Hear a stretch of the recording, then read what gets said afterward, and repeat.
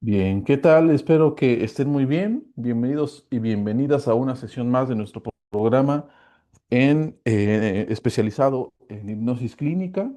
Ya llevamos 4 sesiones recopilando, hemos revisado el trabajo con TDA, hemos estado trabajando la cuestión del modelo, de una teoría del modelo gestáltico aplicada con hipnosis clínica. Ayer vimos metodología del trance hipnótico y hoy vamos a revisar otro tema también en el afán de poder seguir integrando la hipnosis dentro de los modelos que pues existen actualmente o que están desarrollándose en torno a la psicología y a la psicoterapia principalmente. Y en esta ocasión nos toca revisar la terapia de aceptación y compromiso, toda vez que en lo particular considero que es un muy buen modelo de trabajo, tiene particularidades que abonan a los distintos modelos psicoterapéuticos. Recordemos que la terapia de aceptación y compromiso es un modelo de tercera generación de las terapias conductuales. No es propiamente dicho una psicoterapia, aunque muchos de sus fundamentos ya aterrizan justamente hacia la psicoterapia, ¿no? ¿Por qué no es una psicoterapia? Porque la base de las terapias conductistas, pues no es el trabajo cognitivo, sino que es el trabajo meramente conductual, a pesar de que la segunda generación de modelos de terapia conductual, pues ya integraba ciertas partes, ¿no? de los elementos cognitivos y por esa razón se le ha llamado a algunos modelos terapia cognitivo-conductual o terapia racional emotiva. La primera generación era completamente conductista y al seguir avanzando en todo este andar de su marco teórico, pues se dieron cuenta también que es importante meter el planteamiento cognitivo y modelos de segunda generación, específicamente hablando de Albert Ellis y de Aaron Beck, que fueron como los pioneros de esta segunda generación, de esta segunda oleada de terapias conductistas, pues ya introdujeron esos elementos, ¿no? Muchos textos de Aaron Beck son buenísimos. Y ahí les recomiendo trabajo con esquizofrenia, es muy bueno. También trabajo con trastornos alimenticios, que son de carácter cognitivo-conductual y que de ahí se desprende la gran cantidad de metodologías adicionales que hay, ¿no? También por ahí hay un modelo de consumo de sustancias, de terapia de grupo, también muy bueno, de los autores Linda Carter y Mark B. Sobel, un modelo de terapia conductual en torno al consumo de sustancias, también de muy buena calidad, de mucha practicidad y sobre todo muy esquematizado. Y bueno, toda la gran cantidad de modelos en psicoterapia cognitivo-conductual que se derivaron, ¿no?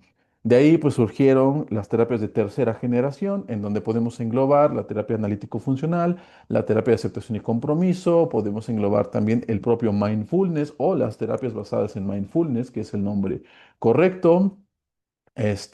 Podemos trabajar también la terapia integral de pareja, ¿no? Son modelos de tercera generación. Y la base de estos modelos de tercera generación es la parte contextual.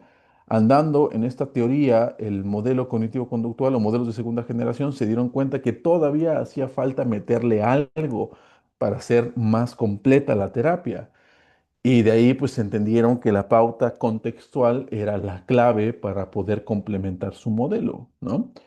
¿Qué es lo contextual? Pues es decir, el contexto, ¿no? Pero recordemos que, por ejemplo, a diferencia de modelos de psicoterapia sistémica, no entiende el contexto de la misma forma a partir de pautas de retroalimentación positiva, negativa y todo ello, sino que entiende el elemento contextual a partir de reforzadores, es decir, el individuo va generando respuestas a partir de aprendizajes generados por ciertos estímulos, ¿sí? Es decir, el niño va aprendiendo y reforzando ese conocimiento, pero a partir de la visualización y la interacción con otras personas. Entonces, un estímulo neutro, hablando en términos conductistas, se vuelve un estímulo discriminativo, un estímulo que genera una respuesta. Y así es como entienden el parámetro contextual, no tanto a partir de secuencias de retroalimentación, no tanto a partir de parámetros comunicacionales, no a partir de distintos niveles de comunicación, como lo entiende los modelos de psicoterapia sistémico. Es una gran diferencia, a pesar de que tienen la misma base, ¿no? La misma idea de introducir la dinámica entre los distintos seres sociales, los distintos seres humanos, como parte, ¿no? De la génesis y por supuesto de la resolución del conflicto psíquico, ¿no? Entonces, la base de los modelos de tercera generación es justamente este elemento contextual, ¿sí? Y por lo tanto, la terapia de aceptación y compromiso también va a ser. ¿Por qué les digo también que tiene un talante de psicoterapia? Pues porque ya aterriza a ciertos márgenes de sugestión. Recordemos que la base de toda psicoterapia es la sugestión, ¿sí? Y así es como, a partir de la propia sugestión, pues el individuo va haciendo un autoanálisis, va percatándose o va dándose cuenta de muchos elementos a su alrededor, va aceptando este conflicto que trae, entendiéndolo ya no como un punto de rechazo, sino también como algo propio del consultante. La depresión, por ejemplo, ya no lo entiende como un ente aislado, como algo aversivo, sino que a partir de la terapia de aceptación y compromiso se va integrando en algo mucho más propio, algo que es nuestro, ¿sí? Y ahorita vamos a ir desarrollando esa conceptualización respecto al conflicto para poder ir integrando. Ahora, ¿cómo entra la hipnosis en este planteamiento? Muy sencillo.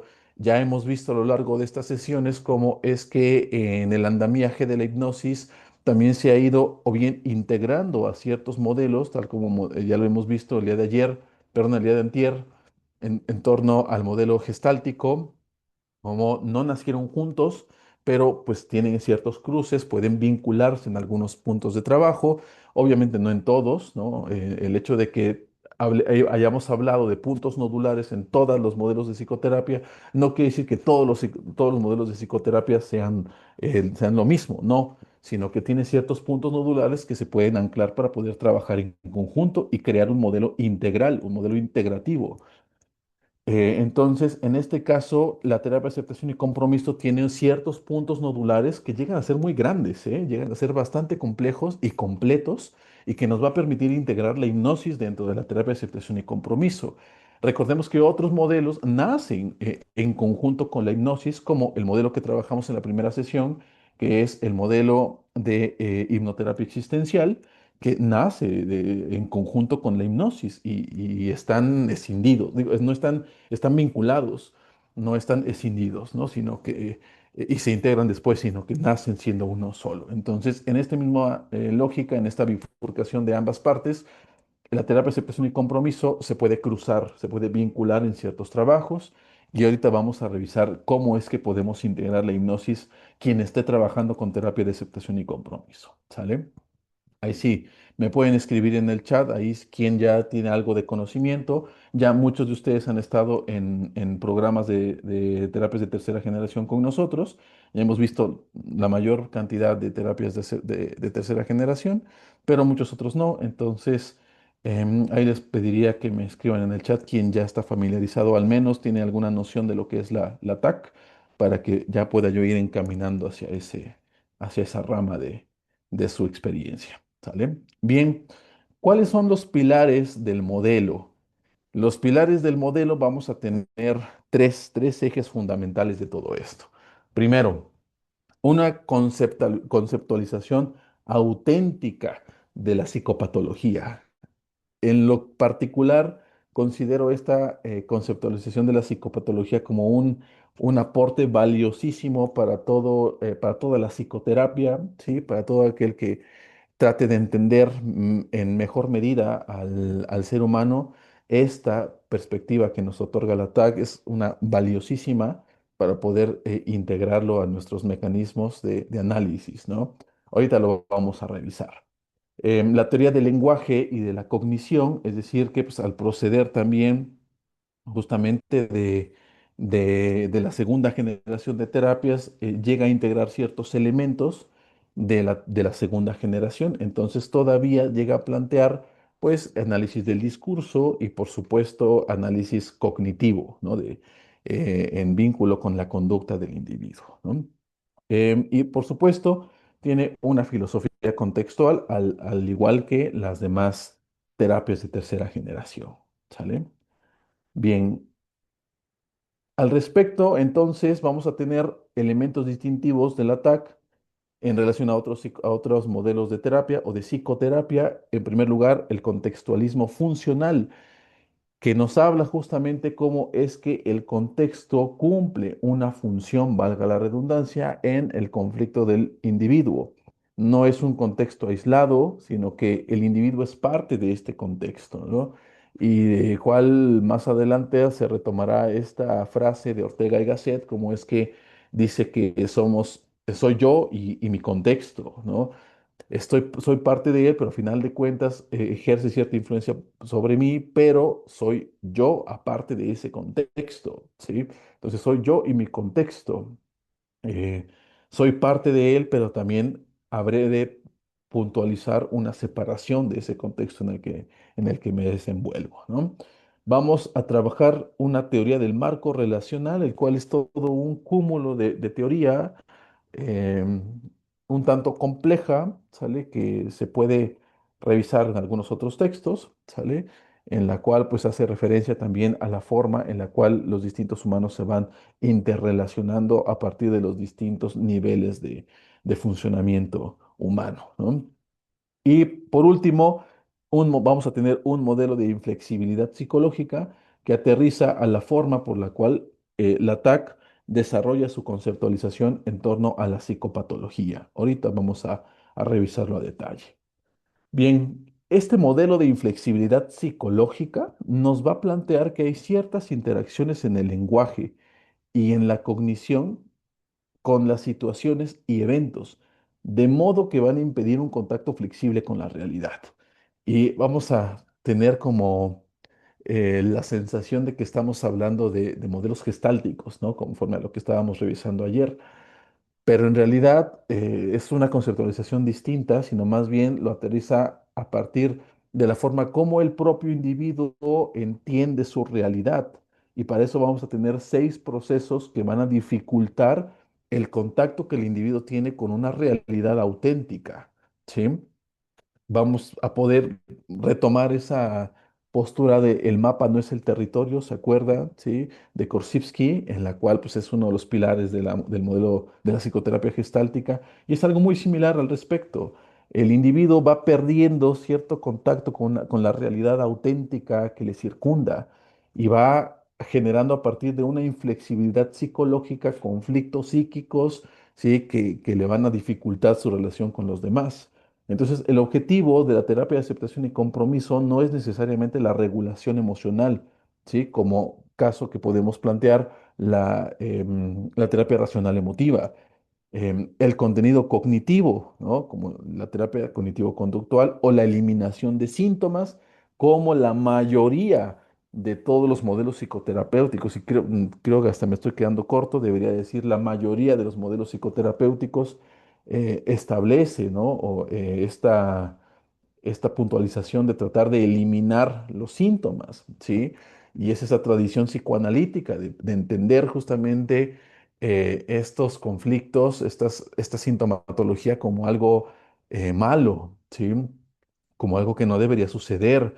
Y de esto, pues recordemos nada más desde la simple conceptualización del ello, cómo es que el modelo freudiano nos hablaba cómo el ello, pues, era el repositorio de todo lo malo que circundaba, aquello, lo desorganizado, ¿no? Aquel repositorio de los conflictos psíquicos, y aquel repositorio que llegaba a dar una sensación que se entendía como un enemigo, ¿no?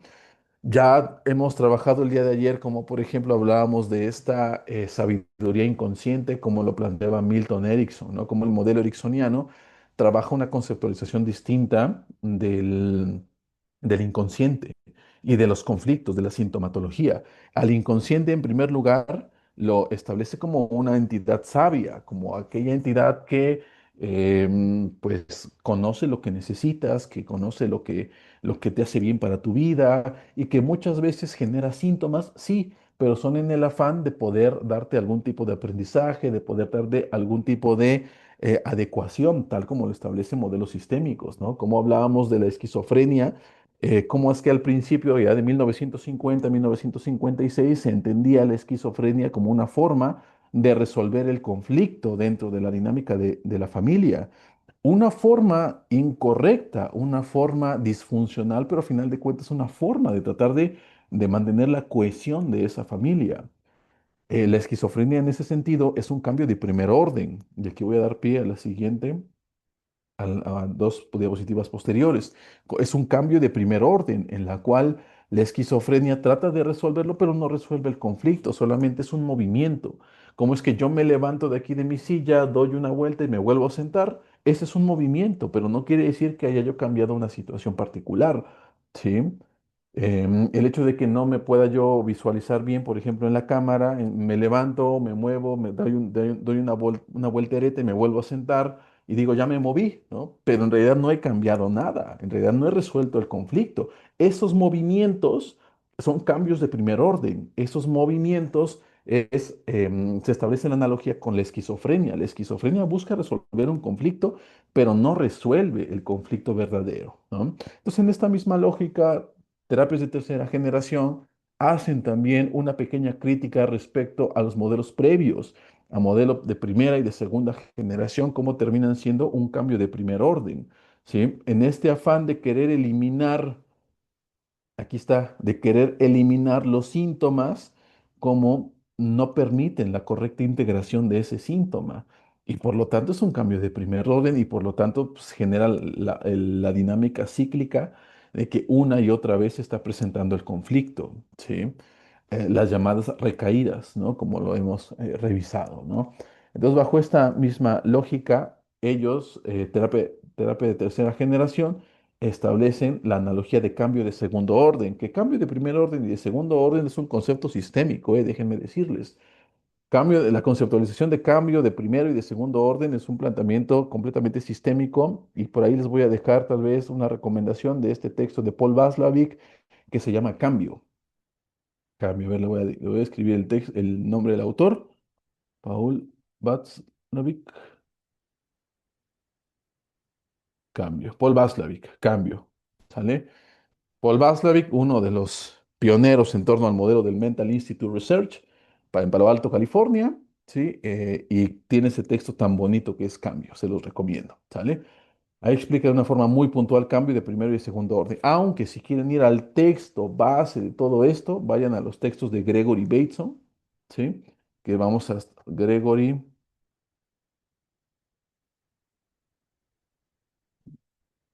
Bateson.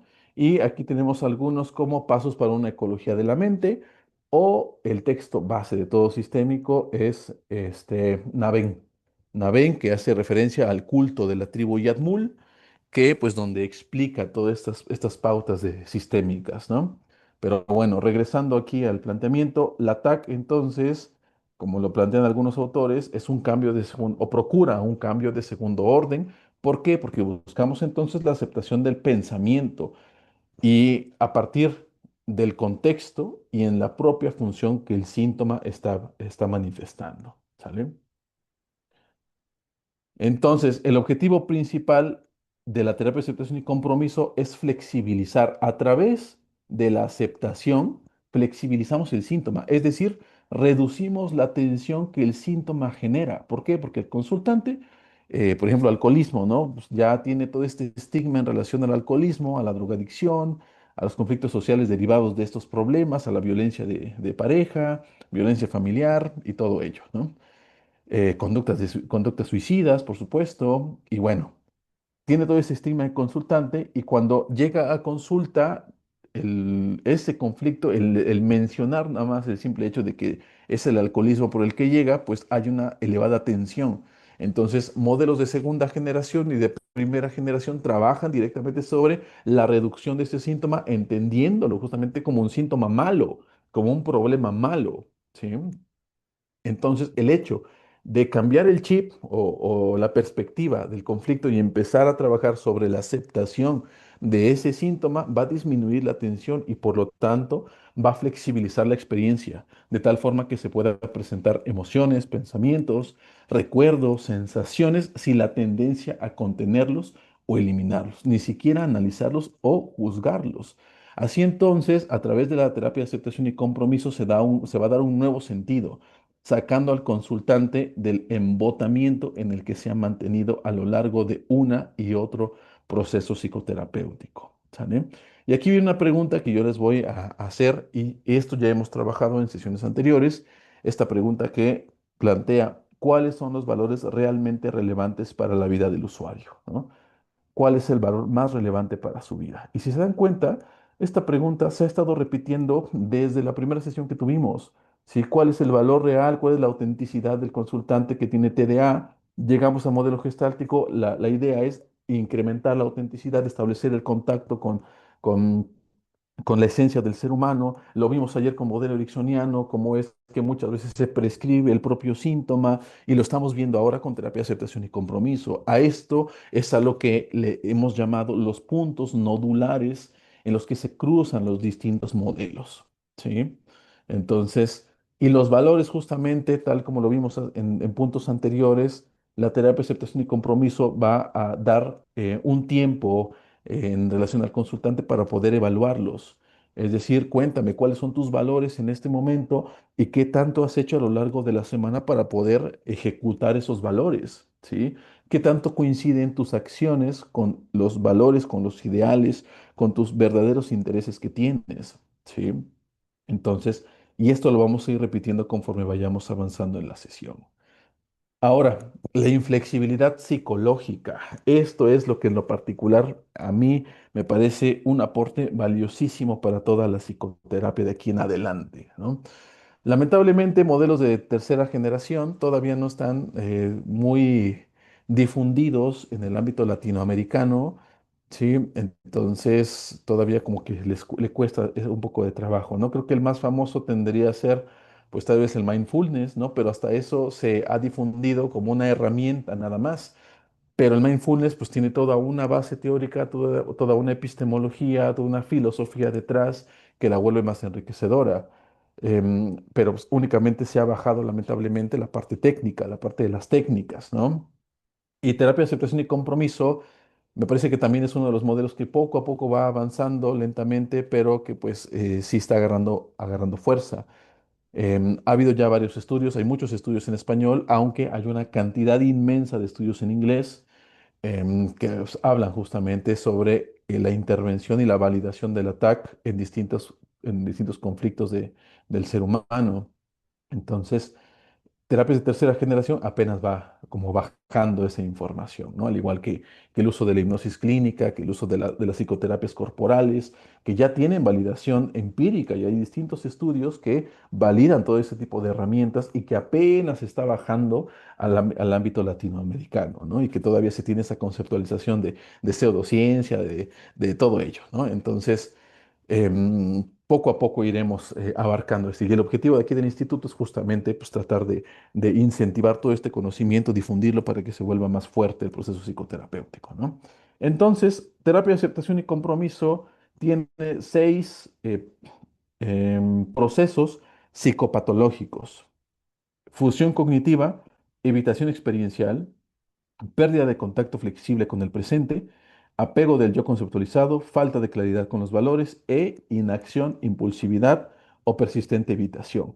Todos estos, en un principio, la terapia de aceptación y compromiso trabajaba únicamente con este origen psicopatológico que se le llama la inflexibilidad psicológica.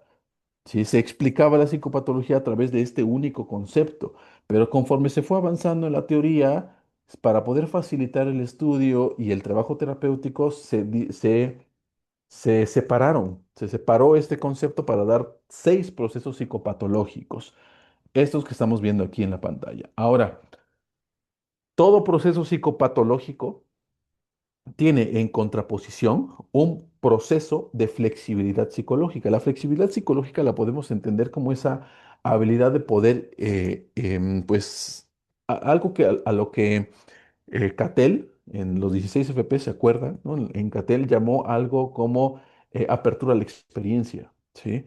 La apertura a la experiencia, es decir, que yo pueda dar apertura a a distintos fenómenos, a distintas conversaciones, a distintos eventos que pueden suceder en el mundo, que me pueden suceder a mí, ¿sí? Yo tengo apertura para poder recibirlos con buena cara, por así decirlo. A eso le llamamos flexibilidad psicológica en una explicación muy vulgar.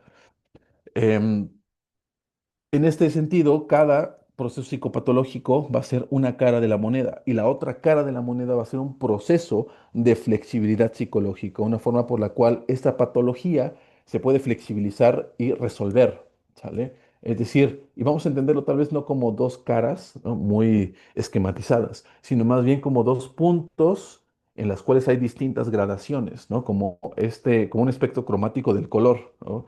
Como, como las tonalidades del negro y el blanco, ¿no?, por así decirlo.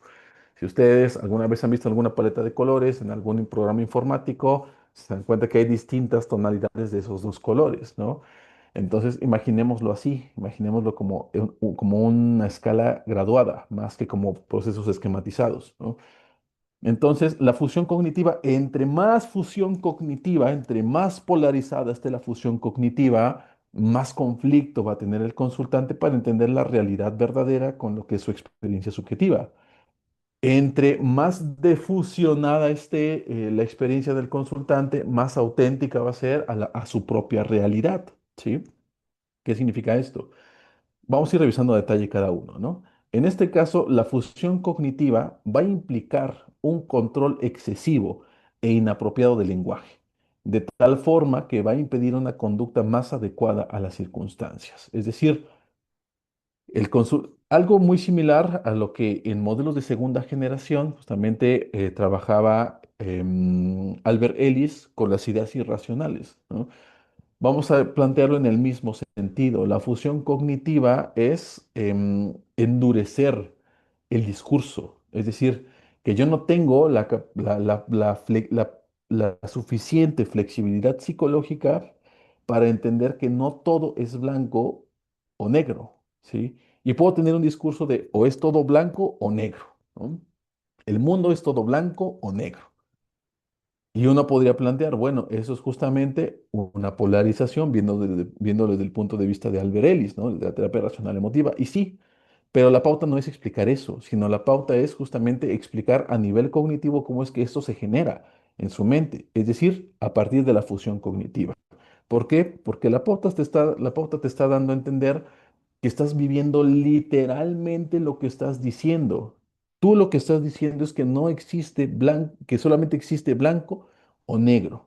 Y así es como se está manejando tu vida, tu mente. Así es como se mueve tu mente. Y tu mente, al tener ese tipo de discurso tan fusionado, no da partida a poder entender otros matices de tu realidad, otros matices de la explicación. Sí, entiendo que Albert Ellis ya dijo que el pensamiento polarizado es o estás conmigo o no estás conmigo. Sí, o me amas o no me amas. Sí, esa es una polarización. Pero es el meollo del asunto, el meollo del ataque no es ese. El meollo o el objetivo del ataque es entender que ese discurso es lo que desencadena un tipo de pensamiento y un tipo de experiencia subjetiva, una forma de subjetividad de ese discurso que limita la experiencia del consultante. En su mente ya no puede entender que hay distintas tonalidades de la propia vida, de ese amor que está pensando, ¿no? Ya no es me amas o no me amas, sino que puede que me ames en algunos sentidos, con algunos matices, en algunos momentos, puede que en algunos no te caiga yo mal, que es parte de la dinámica natural del propio humano. De una dinámica de pareja es natural que en algunos momentos se caigan mal, ¿sí? Porque tal vez está el conflicto, porque tal vez no tienen ideas concordantes. Entonces es normal que suceda eso. Y entenderlo entonces a partir de elementos polarizados limita la experiencia de ese amor que tú estás sintiendo, que tú puedes llegar a sentir, porque tú nada más estás viendo que ante esa incomodidad presente entre tu pareja, pues ella ya no te ama, ¿sí? Ya no tienes la flexibilidad para poder permitirte entender que al menos en este momento en el que están viviendo hay un cierto descontento. No estamos hablando de amor ni de odio, sino descontento. ¿Sí? Y que va a agradar ciertos momentos el amor que se está sintiendo, ¿sí? A eso hacemos referencia cuando estamos hablando de fusión cognitiva. Entonces, entendemos que las reglas que que entendemos que las reglas otorgan estructura, eso sí, al igual que lo que hablábamos el día de antier con las introyecciones. El modelo gestáltico nos dice, hay introyecciones y entre más introyecciones tengas, más va a limitar tu creatividad. Y la misma lógica plantea esto. Entendemos que las reglas, es decir, introyecciones en modelo gestáltico, que las reglas van a otorgar estructura, pero pueden ser también obstáculos cuando son insensibles a los cambios. Entonces, las introyecciones, las reglas van a generar estructura, ¿sí? Pero también pueden ser una limitante de la subjetividad. Pueden ser una limitante de tener una experiencia más amplia de lo que es la realidad y no solamente la forma en la cual tu discurso se está planteando. Recordemos que desde la lingüística, recordemos que los estudios de Ferdinand de Saussure y que más adelante retomarían otros modelos como la psicología cognitiva, como la programación neurolingüística, como el modelo psicoanalítico lacaniano, estarían hablando de estructuras profundas y de estructuras de superficie. ¿Qué significa esto? A toda estructura eh, de superficie va a existir una estructura profunda. Y esta estructura profunda se va a convertir a su vez en una estructura de superficie. ¿Por qué? Porque siempre va a haber una estructura más profunda. Me voy a explicar con un ejemplo. Yo voy a decir, por ejemplo, mi nombre es Alberto y soy del estado de Oaxaca. ¿Sí? Esa es una estructura lingüística. Pero si la comparo con otra más compleja, esta que acabo de decir es una estructura de superficie, porque hay una estructura profunda. Y esa estructura profunda es, mi nombre es Alberto, soy del estado de Oaxaca y me gusta comer tlayudas. ¿Sí? Es más profunda en relación a la primera. Pero esa estructura profunda se vuelve estructura de superficie porque a su vez puede haber otra más compleja, otra estructura más profunda, que podría ser, mi nombre es Alberto, soy del estado de Oaxaca, me gustan las tlayudas porque siento que es una comida muy completa porque tiene lechuga, quesillo, carne, etcétera, etcétera. ¿Sí? Esa es una estructura profunda. Pero a su vez, esa estructura profunda se va a volver una estructura de superficie. ¿Por qué? Porque siempre va a haber una estructura más profunda a nivel lingüístico. ¿Sí? Entonces, es algo que programación neurolingüística trabaja perfectamente en algo que llamó metamodelo. ¿Sí? El metamodelo de la programación neurolingüística utiliza la base de la lingüística para poder crear y generar cambios completos a partir del propio discurso con el consultante. ¿Sí? No, no es pseudociencia, no es nada de eso. Es una herramienta creada a través de la propia lingüística. Y esa lingüística se utilizó o se desarrolló a través del trabajo de Ferdinand de Saussure, a través de la lingüística antropológica y por supuesto a través del modelo ericksoniano. Porque en algún momento Richard Bandler y John Grinder se pusieron a grabar a los tres grandes de la psicoterapia en ese tiempo, entre ellos Milton Erickson, y empezó a entender las pautas del discurso, empezó a entender cómo estructuraba su lenguaje. Y de ahí nació esta frase de cómo estructuras tu lenguaje, estructuras tu vida. ¿Sí? Porque el mismo sistema nervioso central que se encarga de estructurar el lenguaje es el mismo sistema nervioso central que se encarga de estructurar tu comportamiento. Entonces, como articulas tu lenguaje, es como articulas tu vida. Y ya lo veíamos el día de ayer, cómo cambiar el sentido de las palabras en sentido afirmativo creaban otro patrón de discurso y otro patrón perdón, otro patrón de comportamiento. ¿Sí? Entonces, cuando Richard Bandler y John Grinder empezaron a observar todo eso, crearon algo que ellos llamaron metamodelo y que describieron en dos textos muy buenos, que es Estructura de la Magia volumen uno y Estructura de la Magia volumen 2. En estos planteamientos del metamodelo justamente hablaban de la estructura de superficie y de la estructura profunda, como entre más completo el terapeuta tenga un panorama de su consultante, mejor va a entender el conflicto psíquico que trae. ¿Sí? Entre más amplio entiendan esta subjetividad del consultante, es mejor. Y no solamente a través del discurso lingüístico, sino también a través del discurso sensorial. No solamente es entender lo que está diciendo, sino también cómo lo vivió, cómo lo sintió a nivel táctil, cómo lo sintió a nivel visual, cómo lo percibió a nivel olfativo. Todo eso, entender todo eso es entender una estructura súper profunda que no aterriza únicamente a lo verbal, sino también hacia un marco mucho más amplio que es lo sensorial y por supuesto lo corporal, ¿no? Bien, entonces regresando al planteamiento de aquí, entendemos cómo es que cuando el consultante está fusionado cognitivamente, tiene mayor cantidad de estructuras de superficie. La fusión cognitiva, si lo asemejamos a ese tipo de herramientas que acabamos de revisar, asemeja justamente a estructuras básicas, a estructuras de superficie, y su vida la va entendiendo a través de estructuras de superficie. La pauta entonces, y algo que también retomó en algún momento Albert Ellis, es justamente poder generar estructuras más profundas para que pueda entender la vida desde un marco mucho más amplio, entender que no solamente la vida es negro o blanco, sino que tiene distintos matices. Negro y blanco es entender una estructura de superficie, ¿sí? Entender todos los matices a través de ese negro y blanco es crear una estructura más profunda y enriquecer la vida del propio consultante, ¿sí? Entonces, en la función del lenguaje, lo que se dice en la fusión cognitiva se vive literalmente como si fueran los propios eventos, ¿sale? Por su parte, entonces, la defusión, que es el proceso de flexibilidad psicológica, la defusión crea contextos de desliteralización que disminuyen las funciones regulatorias y necesarias del lenguaje. Es decir, procura un contacto más auténtico, un contacto real con lo que está viviendo en realidad el consultante, ¿no? Entonces, y aquí vamos a poner un ejemplo, ¿no? Imaginen ustedes o recuerden ustedes alguna frase limitante. ¿Qué es una frase limitante? Aquella que en determinados momentos merma nuestro actuar, nuestra motivación, nuestro ímpetu, por ejemplo, ¿no? Se me ocurre, no, pues no soy lo suficientemente atractivo para hablarle a esa mujer, ¿no? Es un discurso muy repetido en muchos consultantes, ¿no?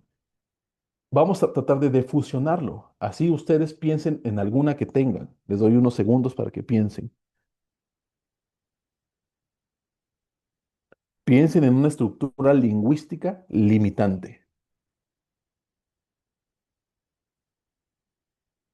Bien, espero que ya la tengan.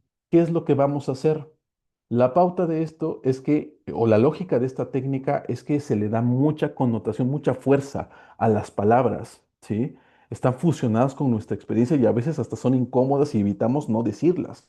Por eso muchos consultantes no logran evocar puntualmente el conflicto, ¿no? No logran expresarlo puntualmente y por eso se lo tragan y crean conflictos corporales, somáticos incluso, ¿sí? Porque no logran expresar el conflicto por lo incómodo que es. Entonces, lo que vamos a hacer con esta técnica es limpiarla, es reducir su poder para defusionarla. La estructura que yo dije hace un momento es, no soy lo suficientemente atractivo para hablarle a esa mujer, ¿sale? Van a hacer lo mismo con su frase limitante, ¿sale? Y yo lo voy a empezar a repetir muchas veces. No soy lo suficientemente atractivo para hablarle a esa mujer. No soy lo suficientemente atractivo para hablarle a esa mujer. No soy lo suficientemente atractivo para hablarle a esa mujer. No soy lo suficientemente atractivo para hablarle a esa mujer. No soy lo suficientemente atractivo para hablarle a su mujer. Si se dan cuenta, poco a poco, conforme vamos avanzando en el ejercicio, el poder de la estructura lingüística empieza a perder potencia, ¿sí? Y se empieza a tomar como algo normal. Por lo tanto, estamos defusionando, estamos quitándole esa energía, por así llamarlo, que tiene la frase que al consultante le incomoda y al estarla repitiendo una y otra vez, lo que estamos haciendo entonces es limpiarla, quitándole el poder que tiene para poder defusionarla y que sea simplemente una frase. Es una frase nada más lo que estás diciendo, no es la realidad que la estás viviendo en ese momento, ¿sí? Le estás quitando la fuerza a esa frase. Eso es la difusión, ¿sale? Entonces, y la difusión, por lo tanto, es un proceso de flexibilidad psicológica, ¿sale? Entonces, el proceso psicopatológico es la fusión cognitiva en la cual yo estoy entendiendo literal, ¿sí? Y estoy viviendo más bien literal mis estructuras lingüísticas, estructuras que son limitantes en algunos puntos, ¿sale? Bien, ahora vamos con la siguiente. La siguiente, tal y como viene en el cuadrito, es la evitación experiencial, que su otro polo de gradación sería la aceptación. La terapia de aceptación y compromiso procura, tal y como su nombre lo dice, en primer momento la aceptación, sí, pero también después es el compromiso. Y ahorita vamos a revisar de qué forma se trabaja el compromiso, ¿vale? Bien, en la evitación experiencial y es el intento, ¿sí? De cambiar pensamientos, sentimientos, sensaciones corporales, recuerdos o cualquier otra experiencia privada, aunque eso resulte costoso o innecesario. Y aquí tenemos un ejemplo clarísimo cuando estamos trabajando con trauma, ¿sí? En el trauma psíquico, lo más común que se llega a presentar es que, por ejemplo, cierta sintomatología, pues se evita el contacto, ¿sí? Por ejemplo, las pesadillas, ¿no? Las pesadillas recurrentes en el consultante se ve inmerso en la misma situación o en situaciones análogas una y otra vez. En ese caso, el consultante lo que hace, pues, es levantarse y evitar volver a dormir. Y a la siguiente noche se trata de ir a la cama, pero dice, mejor no, porque qué tal si vuelvo a soñar, qué tal si vuelvo a tener esa pesadilla. Esa es la evitación experiencial, ¿sale? A eso se le llama evitación experiencial. Es muy común en trastornos justamente del estrés, ¿sale? Por su parte, la aceptación entonces sugiere la elección de las experiencias tal y como son, ¿sí? Y de hecho, aquí justamente trabajamos con este principio de que hay que contactar con el dolor para poder, pues, moldearlo, para poder limpiarlo. Pero no vamos a poder trabajar con el dolor si para empezar lo estamos evitando. Caso muy similar en el duelo. Como en el duelo los consultantes evitan ese dolor y van a psicoterapia procurando que el terapeuta les diga, no, pues estrategias para poder evitar el dolor. Pero justamente una buena intervención tanatológica involucra el contacto con ese dolor. ¿Para qué? Para empezar a limpiarlo. El evitar ese contacto con el dolor es a lo que llamamos evitación experiencial. Y por su parte, lo que produce el psicoterapeuta en estos puntos es la aceptación de esa experiencia tal y como sucede, la aceptación de esa pesadilla, la aceptación de ese flashback, la pensación de esa idea neurotizante, la aceptación de esa idea obsesiva, ¿sí? La aceptación de ciertas compulsiones, ¿sí? Hasta cuestiones tan complejas como una desviación sexual, la ha trabajado con perfecta claridad la terapia de aceptación y compromiso. Y hay estudios justamente cómo se ha trabajado el problema de la pedofilia justamente con terapia de aceptación y compromiso. ¿Sí?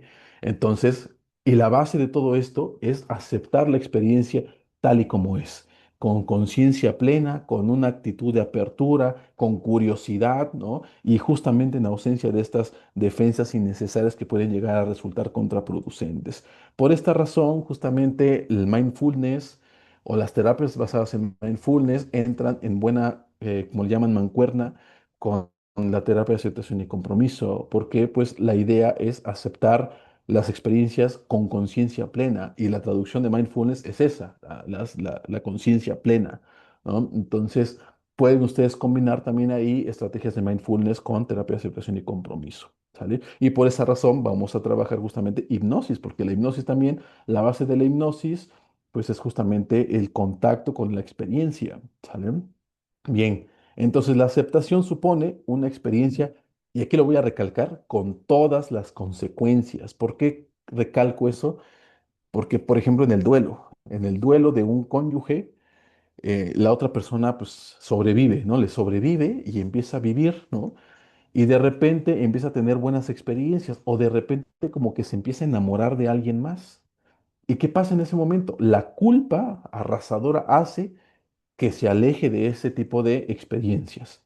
La culpa va a ser justamente que no vuelva a interactuar, que no vuelva a buscar la felicidad y se somete y se aísla, se queda enclaustrada la persona de tal forma que evita ese tipo de experiencias porque si no sería como traición al cónyuge fallecido, ¿sí? Y entonces, bajo esta lógica de la terapia de aceptación y compromiso, no solo es aceptar las cuestiones buenas, las emociones desagradables, sino también aceptar las emociones y las experiencias agradables que surgen a pesar de tener ciertas ideas de que pues no las merecemos o que no deberíamos sentirlas. Si aparece el enamoramiento después del tiempo del fallecimiento, pues habrá que aceptar ese enamoramiento que se está sucediendo, ¿sí? Y por lo tanto, pues hay que también trabajar con la aceptación de la culpa, ¿no? Y pareciera que resulta paradójico, ¿no? El trabajar con la culpa y a la vez también la posibilidad de sentir el enamoramiento. Pero en realidad, si las dos se reacomodan, las dos pueden coexistir en grados más adecuados, en grados lo suficientemente aceptados para que una no encapsule a la otra, ¿sí? Porque en el trabajo con aceptación y compromiso, el decir que hay que quitar la culpa para que aparezca el enamoramiento, estaríamos haciendo más de lo mismo, estaríamos creando un cambio de segundo orden. La base es que las dos experiencias aparezcan en la justa medida de tal forma que una no encapsule a la otra. La base es esa. Ni que el enamoramiento encapsule la culpa y se pierda ese recuerdo o cualquier otra idea que se pueda llegar a presentar, ni que la culpa encapsule el enamoramiento de tal forma que se limite la experiencia. Entonces, la idea es que se reorganice, se reestructure, se contacte para que el propio consultante, su propia mente, pueda reorganizar esa subjetividad y poder manejarla en grados adecuados a su propia vida y a su experiencia. ¿Sí? Entonces, la aceptación entonces supone una experiencia con todas las consecuencias. ¿Sale? Eso es la base de todo esto. Y bueno, vamos con el siguiente. Bueno, antes de entrar em, a este tercer proceso psicopatológico, ¿qué les parece si mejor también hacemos una pequeña técnica de hipnosis, justamente contemplando lo que ya hemos revisado, que es la fusión cognitiva y la evitación experiencial, y cómo con una técnica podemos trabajar, o más bien podemos complementar la terapia de aceptación y compromiso con la hipnosis, ¿sale? Entonces, pues vamos a hacer esta técnica, ya quienes ya como estamos acostumbrados a entrar a trance, ya sabemos lo que tenemos que hacer. Nada más acomódate en el lugar en el que estás. Acomódate de tal forma que no te vayas a caer, pero tampoco estés tenso, tensa. Deja que tu cuerpo se libere en la medida pertinente. Y te voy a pedir, por favor, que respires profundamente. Respira profundamente una vez.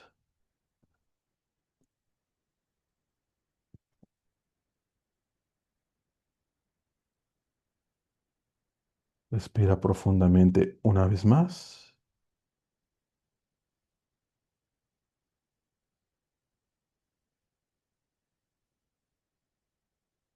Si así lo prefieres, puedes cerrar tus ojos en este momento.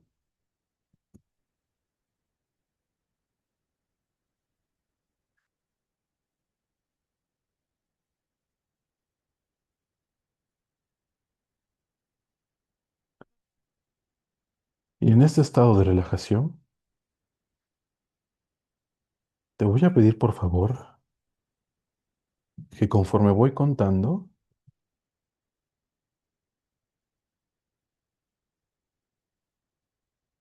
vayas tratando de evocar algún recuerdo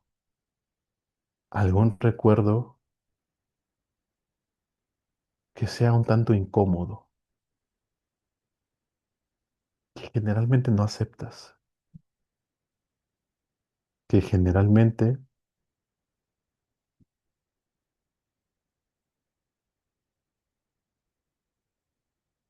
buscas separarte de él. Y con esa idea en mente, voy a ir contando 10, mientras tú vas accediendo a ese recuerdo. 9, 8, 7, 6, 5, 4, 3, 2, 1. Ahí, al evocar ese recuerdo, te voy a pedir por favor que contactes con la emoción que surge con ese recuerdo. Trata de sentir esa emoción asociada a ese recuerdo conforme lo empiezas a visualizar. Ahí, visualizando las formas, los colores, el ambiente de ese recuerdo, tal vez las personas que estaban involucradas en esa situación. Al observar todo eso, ve contactando con la emoción que se genera. Ve contactando con alguna parte de tu cuerpo en donde esa emoción se esté ubicando. Y si es en todo tu cuerpo, trata de contactar con todo tu cuerpo al mismo tiempo. Permite que la emoción aparezca. ¿Qué sientes? ¿Vergüenza, culpa, enojo, ira? ¿Qué hay dentro de ti cuando ese recuerdo se está presentando tan vívidamente frente a ti? Cuando puedes ver puntualmente qué es lo que está sucediendo en esa situación. Percibe la emoción dentro de tu cuerpo. Es hostigante, es incómodo.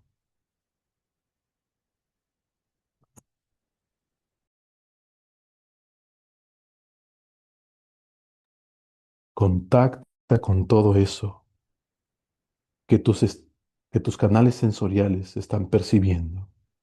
Seguramente puedes percibir en tu piel cómo esa emoción está descargando cierta energía.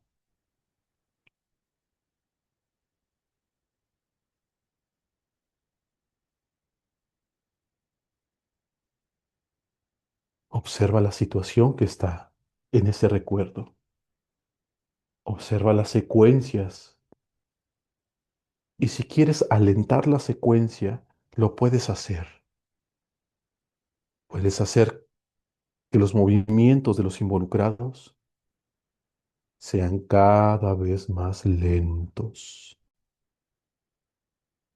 Y así la emoción puede que se expanda un poco más.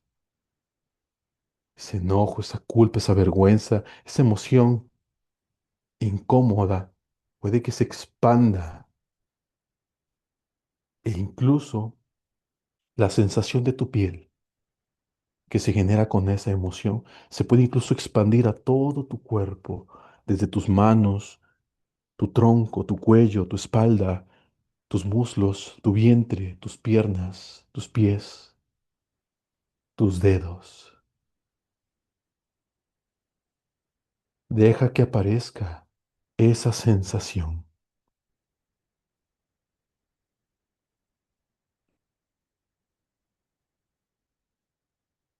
Permite sentir, permítete sentir todo eso.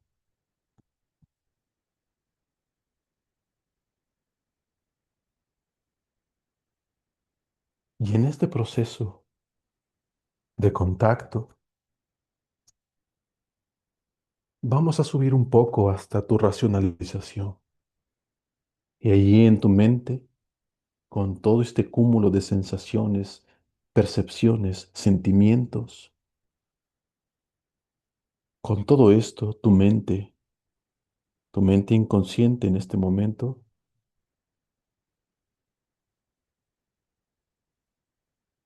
te va a generar una frase que exprese puntualmente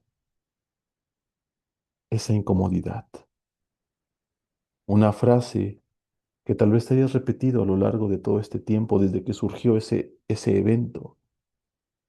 Frases tan comunes como no es bueno confiar en las demás personas, como las demás personas te van a traicionar,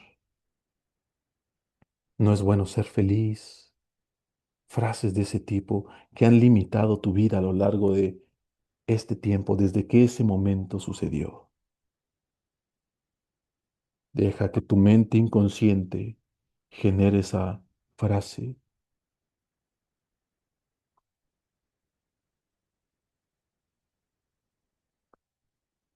Y con esa frase en mente, voy a ir contando. Y mientras voy contando, te vas a ir ubicando nuevamente aquí y ahora. Uno, dos, trae a este consciente esa frase. Tres, cuatro, cinco, seis, siete, ocho, nueve, 10. A tu ritmo y a tu tiempo, abre tus ojos, ubicándote aquí y ahora.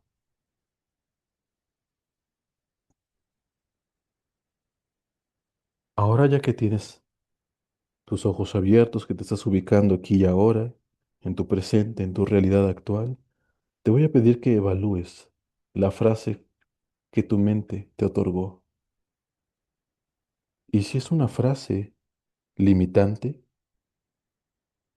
una frase como la que vimos hace un momento, que limita tu experiencia, te pediré por favor que la repitas una y otra vez. Si por el contrario es una frase de aprendizaje, una frase que contrarresta esa fusión cognitiva, te la puedes quedar tal y como está. Pero si esa frase es limitante, que fusiona tu experiencia con, con ese discurso, con esa frase, repítela una y otra vez. Repítela una y otra vez hasta poder perderle ese poder, hasta que le quites ese poder. Repítela una y otra vez. Repítela.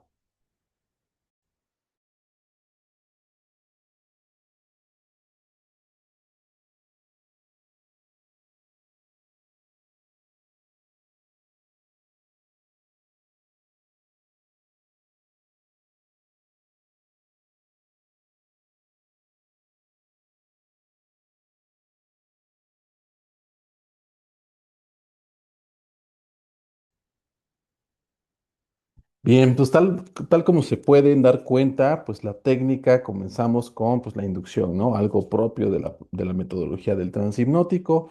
Tratamos de relajar, hicimos el conteo para poder introducir al trance, ¿no? Sin embargo, pues fue un trance un poco más directivo, más puntual en relación a lo que se tenía que visualizar, es decir, que se trabajaron más que nada sugestiones de contenido. En las sugestiones de contenido, el psicoterapeuta, el terapeuta tendrá que ir diciendo puntualmente qué es lo que va a ir visualizando. Si quiere que vea una nube, le dice que vea una nube, ¿no? Si quiere que vea un tren, va a ver un tren. Esa es una sugestión de naturaleza de contenido. Mientras que las de proceso, yo les digo, pues observa el cielo y ve qué es lo que hay, ¿no? Es de proceso porque el consultante va eligiendo qué es lo que quiere visualizar, ¿sí? Y a alguno de ustedes se le va a presentar una nube, otro un sol, otro una luna, ¿sale? Unos va a ver el cielo despejado, otros va a ver el cielo nocturno, ¿sale? Son sugestiones de proceso. Entonces, ambas cumplen una función muy particular. Ahora, en esta trance, pues fueron más que nada sugestiones de contenido, fueron cuestiones más puntuales. Aunque la idea es que el consultante elija realmente la visualización, el recuerdo que necesite trabajar, ¿sí? La idea, tal como hemos trabajado a lo largo de esta sesión, es que primero contacte con la sensación, con la emoción, ¿sale? A partir de lo sensorial y a partir de las emociones, ¿no? Que contacte con eso incómodo. No trabajamos nada, no procesamos nada. Si se dieron cuenta en otros trabajos, lo moldeamos, ¿no? Lo fuimos reconfigurando cuando trabajamos Gestalt. Esto que surgió de nuestro cuerpo lo moldeamos, ¿no? Para crear una nueva figura. Aquí no, porque la esencia de la terapia de aceptación y compromiso es en un primer momento la aceptación, ¿sí? Es decir, que salga como que tenga que surgir. Ok, ya contactamos con el conflicto y ahora sí, defusionamos, evaluamos si tiene una frase que haya surgido de ese evento complicado para poder defusionarlo, ¿sale? Entonces trabajamos ambas partes, trabajamos los dos procesos de flexibilidad psicológico. Primero el contacto y después primero el contacto y después la defusión de la experiencia, ¿sale? Evitamos así, procuramos así entonces la aceptación, ¿vale? En lugar de la evitación experiencial. Ahora pudieron combinarla también, pudimos haberla combinado con alguna técnica de mindfulness al principio, ¿no? Tal vez el contactar con alguna parte del cuerpo, ¿no? Focalizar la atención en esa parte del cuerpo, tal vez en los pies, en las yemas de los dedos, ¿sale? Para focalizar atención. Puede ser que también se combine con esta técnica y de muy buena gana, ¿sale? Este, el objetivo entonces es que el consultante primero procese la experiencia, la acepte, la integre y después ya la pueda defusionar si es que haya generado una frase que limite su experiencia. Ahora, ¿por qué al principio, por qué al final yo les dije, bueno, si es una frase limitante, trabájala y si no, pues quédatela así? Pues como ahorita estamos en una sesión grupal, pues muchos de ustedes van a generar frases como, pues vive la vida, ¿no? Y obviamente no vas a defusionar eso, sino vas a defusionar principalmente aquellas frases que son limitantes, como, pues no vale la pena vivir, ¿no? Y sí, la defusionas, ¿no? La defusionas porque es una frase limitante. Entonces, por eso se les dio la opción. Con el consultante, la idea, obviamente, es que ustedes ya saben qué frase es, ya saben cuál es el conflicto, le van a ir haciendo preguntas de qué es lo que va visualizando. Al final le preguntan qué frase es y si ustedes lo creen conveniente, la defusionan y si no, pues la dejan tal y como está. ¿Sale? Al final lo pueden combinar con alguna técnica creativa, alguna técnica de arte terapia, puede ser un dibujo, algo que sea un entregable que le permita al consultante generar un tangible respecto al proceso cognitivo que estuvo realizando, ¿sale? Entonces, así es como se puede trabajar la terapia de aceptación y compromiso con una técnica de hipnosis clínica. Y si se dieron cuenta, se integró perfectamente, no hubo necesidad de crear otra cosa más compleja, más que la misma lógica del ATAC con la metodología de hipnosis clínica que hemos estado revisando a lo largo de estas sesiones, ¿sale? Bien, ya trabajamos entonces fusión cognitiva y la habitación experiencial, ¿no? Ya trabajamos con la difusión y la aceptación. El siguiente proceso psicopatológico que nos va a describir la terapia de aceptación y compromiso es la pérdida de un contacto flexible con el presente. Eso ya lo hemos trabajado justamente. Voy a regresar unas diapositivas más. Ya lo hemos trabajado aquí justamente, la integración del yo futuro mediante ensayo mental. Y de hecho se generó una técnica que trabajó con el futuro, ¿sí? La base de la técnica de la bola de cristal de Milton Erickson trabaja justamente sobre esta integración, sobre la perspectiva futuro, que aquí lo llamamos integración a futuro, y que en terapia de aceptación y compromiso podemos enmarcarla dentro de la pérdida del contacto flexible y el contacto, ¿sale? Entonces, en la pérdida del contacto flexible, habremos de decir que esta es resultado de la fusión cognitiva y de la evitación. Es decir, si de entrada yo ya estoy planteando una lógica en la cual pues estoy viviendo mi vida tal como se establece en mi discurso, un discurso limitante, pues es obviamente que en algunos puntos voy a generar evitación experiencial. Por ejemplo, esta frase de no hay que confiar en las demás personas es una fusión cognitiva. Está fusionada mi mente con eso porque ya no voy y voy a contactar con otras personas. No es bueno confiar en las demás personas. Es una fusión que va a desencadenar una evitación experiencial. ¿De qué? De ya no establecer contacto con otras personas. Y esto, por lo tanto, va a desencadenar la pérdida de un contacto flexible con el mundo, ¿sí? Entonces, eh, y sobre todo con el presente, ¿sí? Entonces lo que podemos hacer justamente es procurar el contacto. Y aquí podemos hacer justamente estrategias de mindfulness, estrategias de meditación, estrategias en las cuales el contacto con el cuerpo, el contacto con alguna situación, con alguna característica personal, pues pueden resultar bastante funcionales, ¿no? El objetivo de trabajo es que el consultante establezca el contacto con la experiencia en curso de tal forma que sus acciones cobren sentido de acuerdo a su sistema de valores. De aquí ya recordemos que tenemos una herramienta que evaluamos los valores que tenemos comúnmente y los valores que pues estamos constantemente en nuestra vida cotidiana, que trabajamos constantemente en la vida cotidiana. De aquí voy a adelantarme un poco más y vamos a revisar este círculo de vida. En este círculo de vida, por favor, les voy a pedir que traten de hacer uno igual ahí en su libreta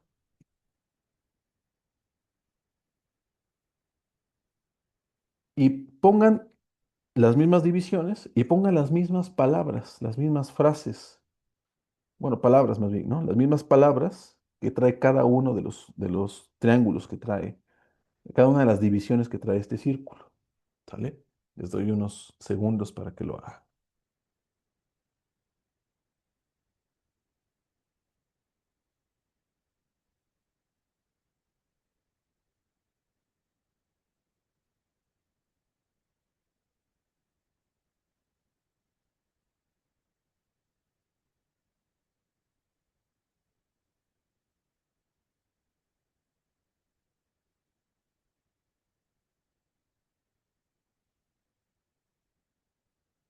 Bien, ahora ya que tienen ahí su círculo de vida, les voy a pedir por favor que puntúen, que hagan una gradación del nivel en el que cada uno de estos ámbitos de su existencia está lleno o vacío, ¿no? En determinado momento, ¿no? Por ejemplo, lo voy a hacer en mi caso, familia, yo lo voy a poner, no, lo voy a poner más, lo voy a poner aquí, ¿no? Aquí está, familia. Espiritualidad la voy a poner hasta abajo, ¿no? ¿Vale? Amistad también lo voy a poner como por acá. Académico lo voy a poner hasta acá. Trabajo lo voy a poner hasta acá. Y recreo lo voy a poner aquí. Es decir, hobbies, tiempo recreativo y todo eso, ¿no? Vamos, hagamos de cuenta que este es mi círculo de vida, la forma en que yo puntúo mi círculo de vida, ¿sale? Y cada uno de ustedes, después de haber puntuado su círculo de vida, em, van a poder evaluar cada uno de estos ítems. Por ejemplo, si para ustedes es importante el tema de la familia, van a evaluar si la gradación que ustedes le colocaron fue la correcta. O por el contrario, si están hasta acá, si la puntuaron hasta acá, y en sus valores tendría que estar hasta acá, ¿no? Si a ustedes el tema de la espiritualidad les gusta y ustedes la puntuaron acá, pues hay que pues, darse cuenta, ¿no? ¿Por qué aquí justamente no está hasta acá? ¿Sí? Entonces la técnica la pueden utilizar primero dando la instrucción de que puntúen de acuerdo a la forma en la que han estado manejando estos ítems a lo largo de esta semana, ¿sí? Puede ser. Y así que evalúe el consultante si efectivamente es el nivel que quisiera en cada uno de estos elementos, ¿no? O si recuerda algunos eventos pasados, algunas otras épocas de su vida, en donde, por ejemplo, los amigos pues eran algo muy importante y que ahora pues están ahí bajos, ¿no? Hasta casi a la puntita, ¿no? Lo académico, ¿no? Si por el contrario que pues, en sus valores tiene planteado que lo académico es importante para poder seguir creciendo profesionalmente y él está hasta acá, pues hay que darle este interrogatorio, ¿no? De cómo, bueno, cómo esperas, ¿no? Seguir creciendo profesionalmente si pues, tu nivel académico está hasta acá, ¿no? O cómo esperas seguir teniendo logros laborales, ¿no? Si tu nivel está hasta acá, ¿no? Entonces, esta pequeña herramienta nos sirve para poder evaluar los niveles en cada uno de los ítems. Ahora, pero no hace falta que, que el consultante pues, haga el gráfico, ¿eh? Pueden incluso hacer un pequeño formato, una pequeña entrevista en la cual puntúes, ¿no? Y cuéntame cuáles son tus valores más importantes, ¿no? Y el consultante puede decir, no, pues el amor, ¿no? El respeto y todo eso, ¿no? Y en esta última semana, vas puntuando, ¿no? Esta última semana, ¿qué tanto le has dado importancia o qué tanto has hecho actividades en relación al amor, ¿no? ¿Qué tanto has hecho actividades en relación al respeto, ¿no? ¿Qué tanto has hecho o ejecutado tus actos en el valor de de la puntualidad, por ejemplo, ¿no? Y el consultante puede decir, no, pues sí, he llegado tarde 2 veces al trabajo, creo que ha bajado un poco ese planteamiento en mi vida, ese valor en mi vida, ¿no? Y ahí es donde empezamos como a tasar, ¿no? A tasar y poner en la balanza, pues el ahora con el ideal que espera, ¿sí? El ideal sería, pues, lo que busca de un valor, ¿no? La espiritualidad, la amistad y todo eso con lo que está viviendo actualmente. Y así va a poder determinar cuando el consultante justamente pues está en un conflicto debido a que no está ejecutando adecuadamente los valores en su vida actual con los valores, con el ideal de valores a los que él aspira, ¿no? Ahora, estas palabras pueden ir cambiando, ¿eh? O sea, en vez de espiritualidad, si usted dentro de su entrevista, dentro de su dinámica con su consultante, se plantea ahí que pues mejor lo cambia por, no sé, religión, ¿no? Por religión, ¿no? Pues lo pueden cambiar, ¿no? También puede ser. Entonces pueden ir acoplando dependiendo de las necesidades del análisis que ustedes vayan trabajando con el consultante. ¿Sale? Ahora, y ya que ustedes evaluaron todo esto, pues ahora sí le pueden hacer o trabajar con esta parte de la pérdida del contacto flexible con su presente, ¿no? Y así el consultante va a poder establecer este contacto justamente con la experiencia en curso. Esa técnica en particular puede justamente establecer ese contacto con el presente, ¿no? Porque muchas veces el consultante, por no establecer ese contacto con el quién es ahora, con el presente, con el aquí y el ahora, como lo dice la Gestalt, pues no establece ese análisis, ese darse cuenta con lo que está planteándose y por eso es que llega a la neurotización de muchas partes de su vida, ¿no? De repente está tenso, de repente está enojado, está en conflicto con él mismo, y es que no logra establecer ese contacto con su presente, con quién es ahora. Se quedó con la idea de que antes, pues la amistad era muy importante y cree que todavía en su vida actual, pues esa amistad se sigue llevando a cabo y está enojado, está tenso porque no ha salido a convivir con otras amistades, sino que está embotado en su trabajo, en su círculo familiar o cualquier otra cosa y necesita esa apertura. Entonces, cuando se le tasa, cuando se hace este tipo de ejercicios y evalúa quién es ahora, qué conductas está teniendo ahora, qué contexto y qué contexto se está moviendo, pues se da cuenta de que, bueno, ya no estoy haciendo lo que realmente me gusta, ya no estoy haciendo las actividades que disfruto y con razón estoy enojado, con razón estoy tenso, ¿sí? Entonces, el contacto es justamente con el presente, con el quién es ahora, para evitar que se pierda justamente ese contacto flexible con su presente, ¿sí? Entonces, habremos que hacer estrategias para establecer contacto con quienes somos en este momento. Y por ello, los ejercicios de mindfulness, pues, son perfectos, ¿no? O al menos de alguna meditación en particular. Y bueno, por supuesto, o muchas técnicas de hipnosis nos van a dar la pauta para poder acceder a ese presente, ¿no? Y por obvias razones, vamos a acceder a una técnica más, ¿les parece? Entonces, pues como ya es costumbre, pues acomódense, vamos a volver a acceder a una parte sabia de su mente que se llama inconsciente. Acomódate donde estás, en tu asiento, y respira profundamente una vez.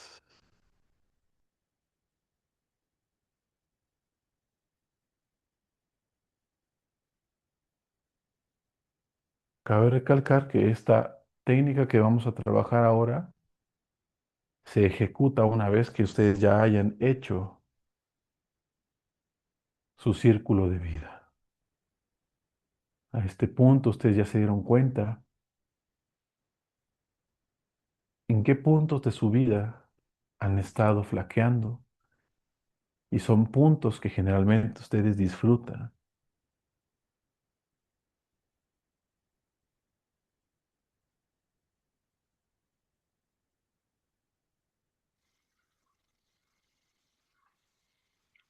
Respira profundo una vez más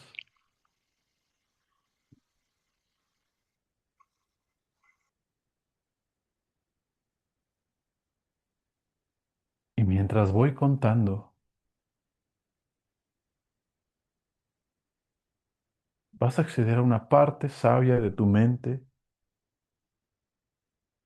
que se llama inconsciente.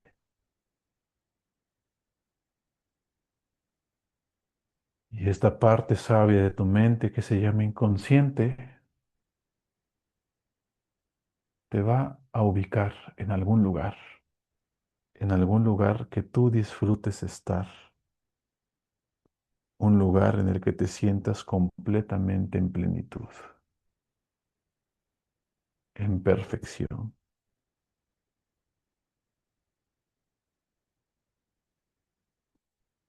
10, 9, 8, 7, 6, 5,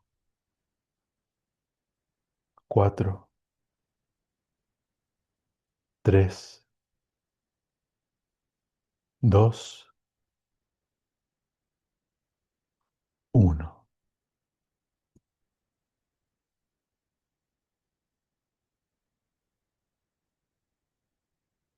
En este lugar en el que te encuentras, vas a comenzar a caminar. Vas a caminar lentamente, vas a observar todo lo que te rodea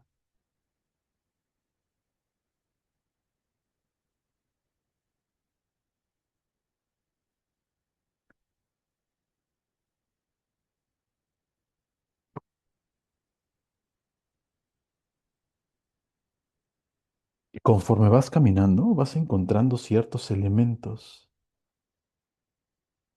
ciertos objetos.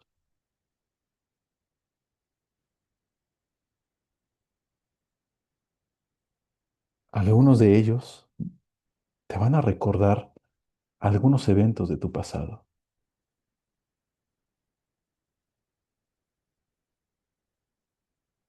y unos otros van a evocar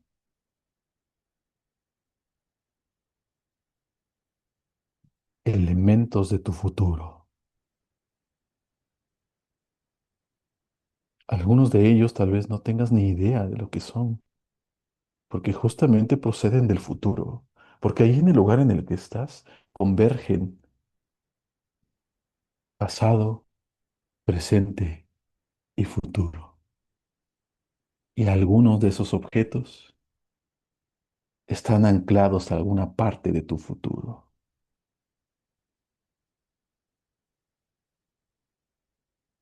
Estos objetos que están anclados a tu futuro, casualmente no los puedes mover del lugar en el que están.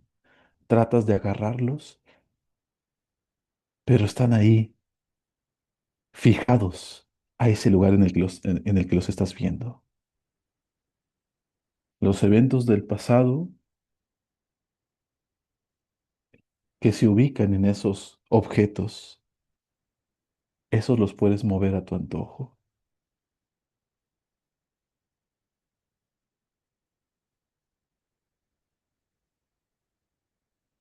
Y de alguna forma, esa limitación de los objetos del futuro puede llegar a causarte conflicto, porque puede llegar a generarte la idea de que tienes un destino y que ese destino es inamovible.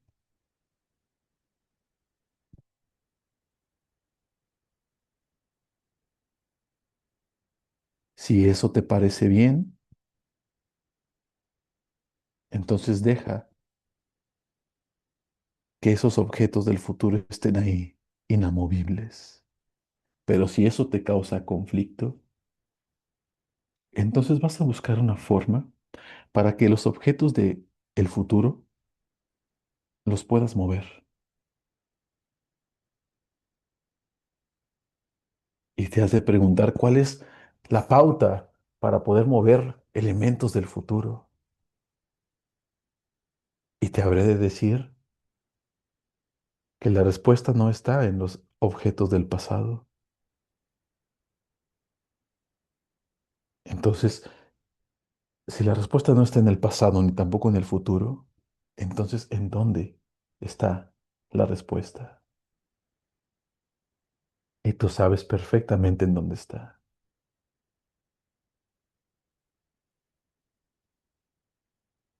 Pero la pregunta subsecuente es,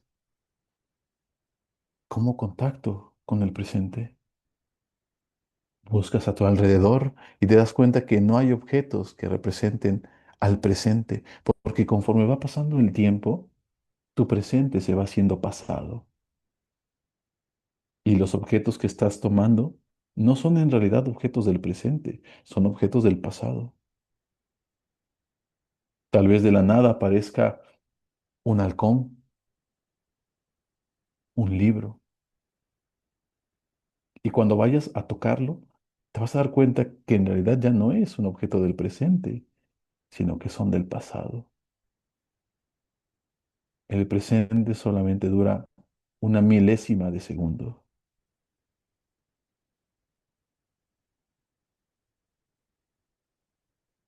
y por lo tanto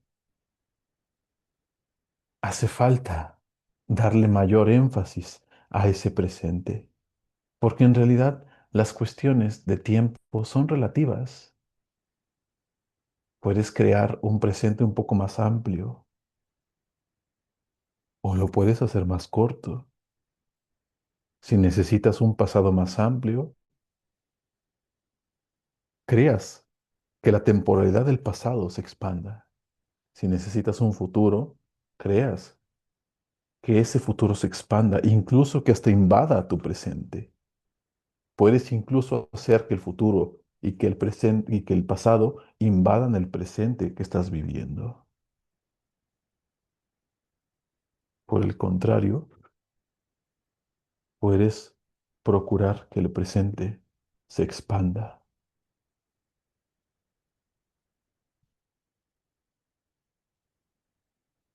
Y seguramente te has de preguntar cómo se hace eso. Y la respuesta es muy sencilla. Lo único que vas a hacer es contactar con quién eres en este momento y repetírtelo.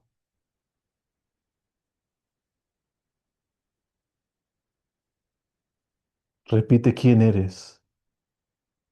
Repite qué te gusta ahora en este momento de tu vida. Repite cómo eres. Y a cada frase le vas a poner, y esa es mi experiencia. Mi nombre es Alberto, y esa es mi experiencia. Soy un hombre fuerte, y esa es mi experiencia. Me gusta la lectura, y esa es mi experiencia. Me gusta aprender cosas nuevas, y esa es mi experiencia. Así, contacta con tu presente y contacta con tu experiencia. Solo así podrás expandir tu presente.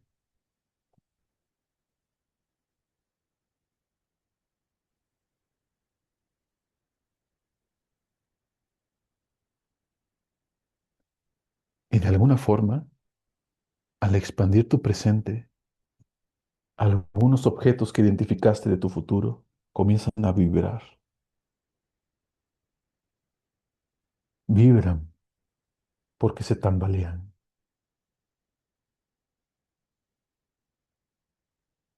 Vibran porque contactando con tu presente tienes control sobre tu futuro. Y los objetos del futuro se tambalean porque ya no son tan ciertos.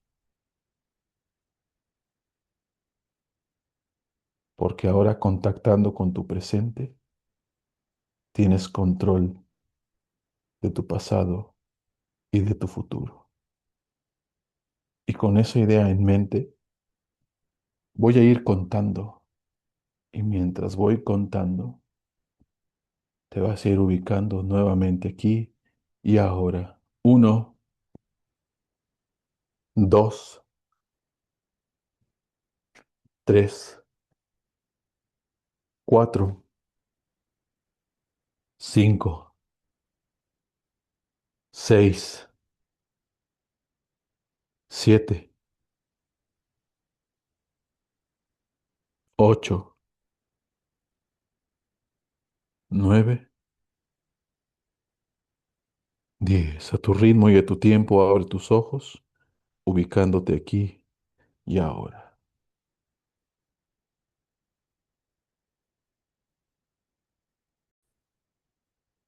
Así entonces, esta técnica pues tiene la intención justamente de poder contactar con esto que somos ahora, tratando de contrastar nuestro pasado con nuestro futuro, ¿no?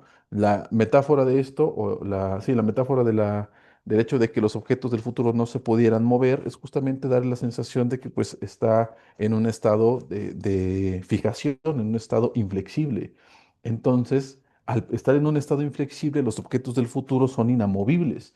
Por lo tanto, creamos una estrategia para poder expandir el presente, darle la sensación de que tiene un poco más de control sobre su propio presente para que los elementos del futuro empiecen a moldearse, darle la sensación de control sobre ese presente que tiene, no tanto sobre el futuro, sino del control que tenga sobre su presente, ¿sí? El contacto con eso que somos ahora, ¿no? Y así, haciendo esa sensación de que el presente se expande, pues da la idea, da la sugestión de que tanto los eventos del pasado, obviamente porque también podemos mover los eventos del pasado, no los eventos en sí, sino lo que sentimos sobre esos eventos, ¿sí? Podemos cambiar la tristeza de un evento pasado y de eso pues, hay un montón de técnicas, de estrategias. Podemos cambiar la forma de percibir ese pasado, ¿no? Para poder cambiarle la connotación que tiene y establecer una especie de resignificación, ¿no? Y por supuesto los eventos del futuro. A mí me gusta mucho hacer este tipo de técnicas en las cuales pues, la mente como que se saca de la lógica común a la que está habituada, porque bueno, se aparece un objeto del futuro, ¿no? Pues, es común que detectemos cosas del pasado, pero no del futuro, ¿no? Entonces me gusta como este tipo de reordenamiento, ¿no? Cognitivo a través de las cuestiones que no son tan lógicas en la vida cotidiana, ¿no? Para poder enriquecer más y desestructurarla propiamente. Entonces pueden hacerlo también, pueden intentar desestructurar la lógica, porque la lógica de la hipnosis es distinta, decía mi maestro Víctor Corres. La lógica de la hipnosis, dentro de la hipnosis estás dentro de tu mente, y tu mente es el límite que puedes llegar a establecer en tus trances, ¿sí? Entonces, si tú quieres ver objetos del futuro, pues, plantéalos, créalos, entiéndelos como posibles, porque dentro de esa posibilidad el cambio también entonces es muy posible, ¿sí?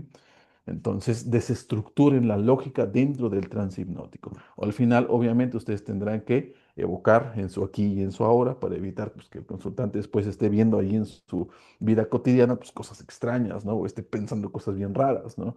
Entonces regresen los aquí a su ahora, ¿sale? Pero en la lógica de la hipnosis, hagan ustedes y deshagan lo que se les antoje con su consultante, ¿sale? Bueno, no con él, sino, o sea, con él, ¿sí? Junto con él, vayan desestructurando su propia lógica en el trance hipnótico, ¿sale?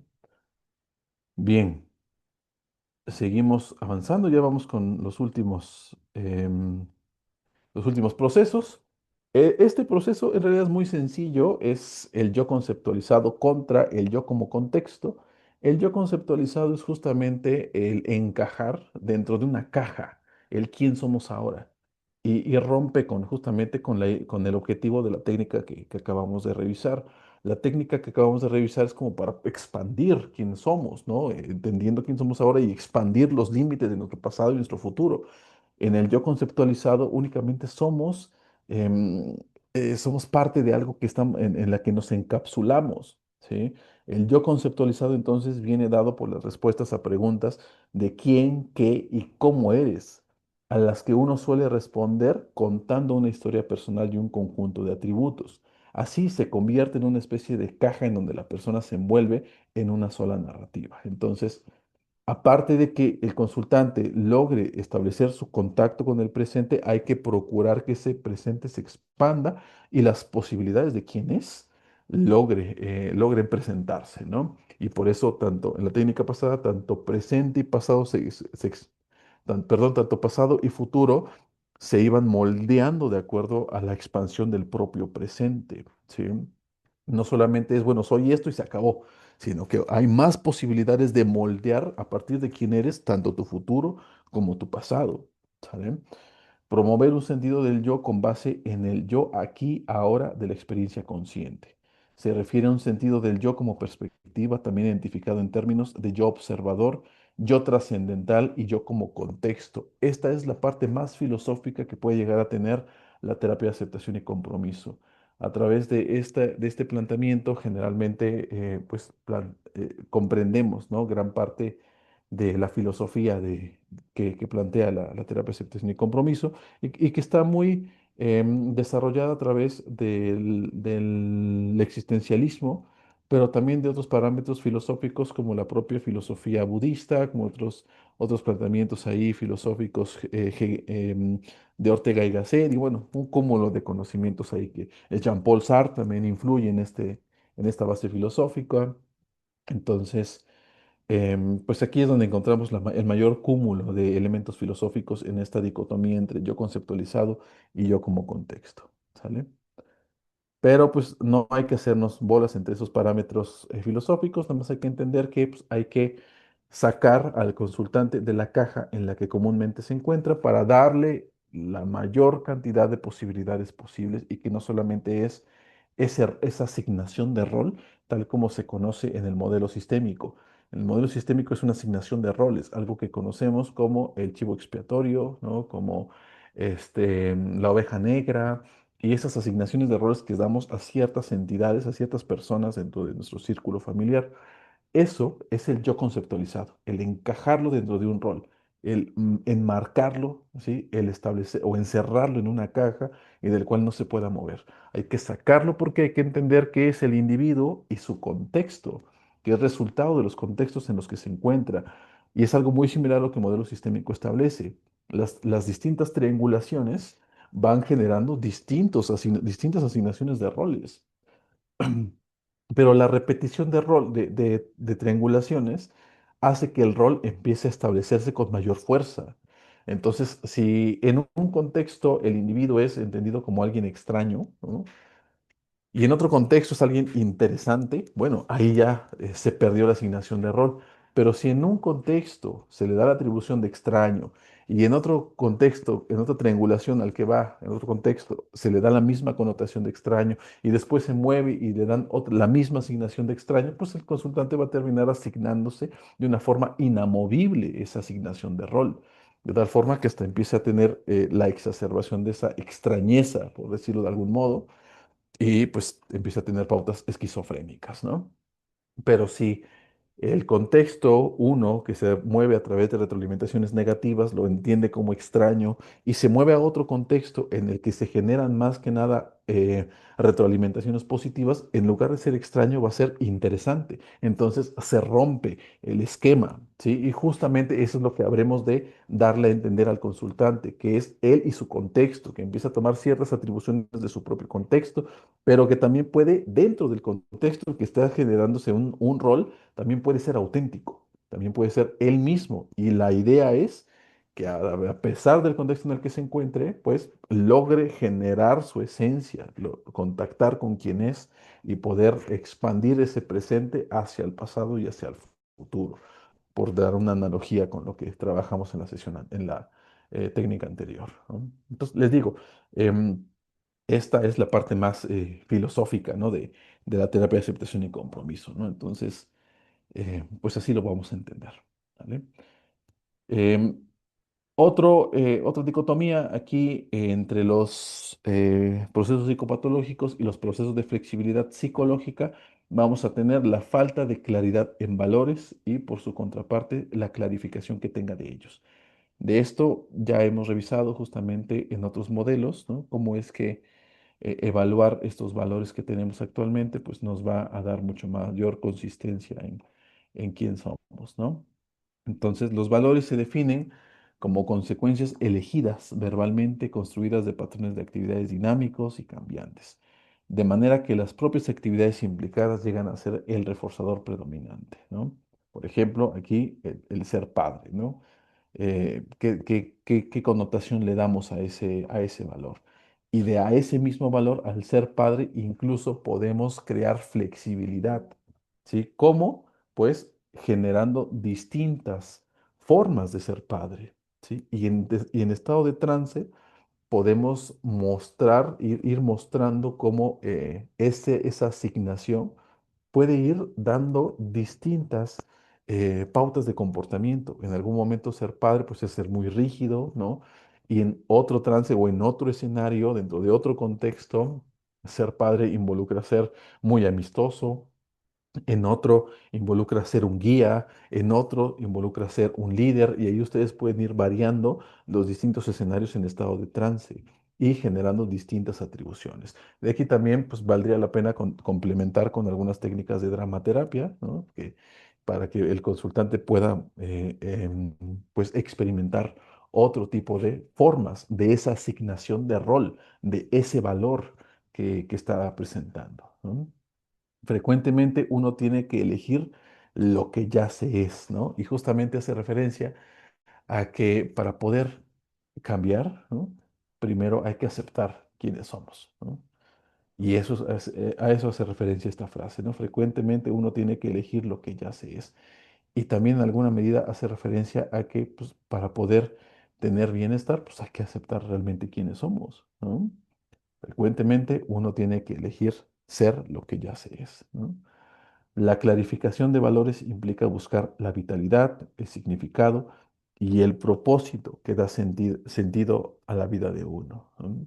Entonces, clarifiquen valores, utilicen pueden volver a utilizar el círculo de vida, la escala de valores que ya se les compartió, la escala de valores que es propia de la terapia de aceptación y compromiso, ¿sale? O incluso alguna otra escala o alguna otra herramienta que tenga los modelos de segunda generación, terapia cognitivo-conductual o racional emotivo, ¿no?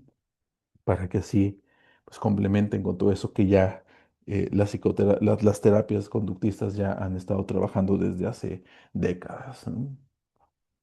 Y por último, y que es resultado de todos los demás procesos psicopatológicos, vamos a tener a la inacción, la impulsividad o persistente evitación. Es resultado porque, pues, de la difusión, de la evitación de la experiencia, del el contacto inflexible con el presente, de todos esos inflexibilidades, pues se genera esto, ¿no? Pues ya no hago, ya para qué si soy esto, ya para qué hago si no me gusta lo que soy, ¿no? Soy impulsivo porque, pues, empiezo a querer buscar más a la fuerza, ¿sí? Y ante el contacto, pues evito de una forma, pues, impulsiva, ¿sale? Y estoy evitando constantemente el contacto con las otras personas porque, pues, tengo esa fusión respecto al discurso que estoy presentando. Entonces, de todas esas inflexibilidades psicológicas, pues aparece, ¿no? Esta inacción, impulsividad o persistente evitación. Y el otro polo, ¿sí? La otra cara, ¿no? La otra parte graduada sería el compromiso de actuar, ¿no? ¿Por qué? Porque la terapia de aceptación y compromiso, pues, involucra en un primer momento la aceptación, que es lo que hemos estado revisando, y en segundo momento el compromiso de ejercer algún tipo de acción, ya sea la propia aceptación, porque de hecho la propia aceptación, pues, llega a ser también, pues, un tema que llega a ser cíclico muchas veces, ¿no? Llega a un estímulo exterior y volvemos a entrar en la misma dinámica de rechazo, ¿no? Entonces, el compromiso involucra generar estrategias para seguir manteniendo la propia autoaceptación, ¿sí? Los patrones de inacción, impulsividad y evitación dan lugar a los problemas psicológicos, ¿no? Y justamente va a haber una crítica muy fuerte de las terapias de tercera generación hacia criterios, ¿no? Diagnósticos tanto de DSM-5 como de CIE-11 en la actualidad, ¿no? Porque justamente esa forma va a resultar en un tipo de evitación, ¿sí? Porque, pues, comento siempre esta analogía, ¿no? Pues, cuando le preguntan quién soy a la persona o su nombre, pues dicen, no, pues soy Juanito y tengo TDA, ¿no? Lo que estábamos viendo hace algunas clases, ¿no? Tengo TDA y ocupan ese diagnóstico como una tarjeta, ¿no? Una tarjeta de evitación del contacto, porque al decir tengo TDA, bueno, ya está justificándose de que ya va a limitar el contacto con la otra persona, ¿sí? O el autismo, ¿no? No, pues estoy Juanito y tengo un cierto grado de autismo, ¿no? Y ya ocupan eso como una tarjeta de presentación para evitar el contacto con la otra persona. ¿No?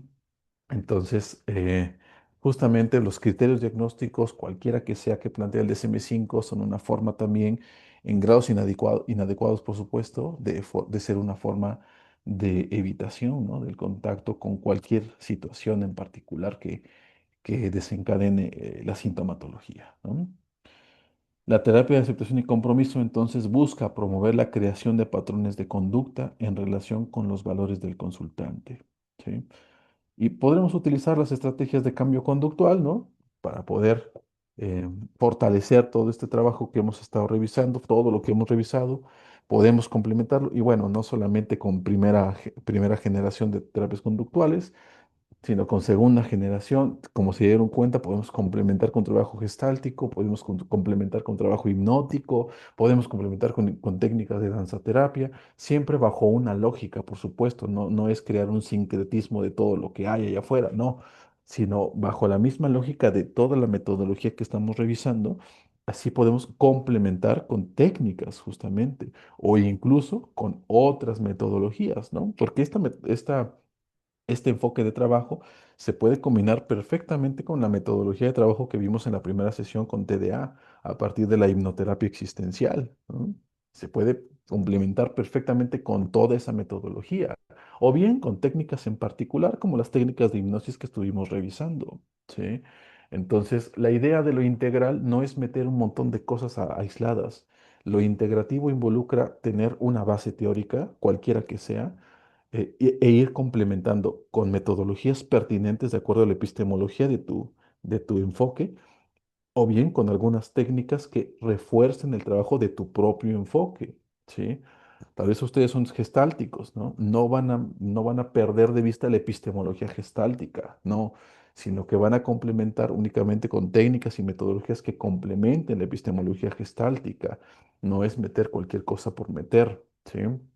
Por ejemplo, mi modelo base, que es el modelo ericksoniano, pues tiene una metodología muy particular, tiene unos pilares muy bien establecidos, ¿no? Y de repente, pues se establece justamente contacto o en estos puntos nodulares entre las distintas corrientes y enfoques, y de los cuales se puede echar mano para poder complementar con metodologías o con técnicas en particular, ¿no?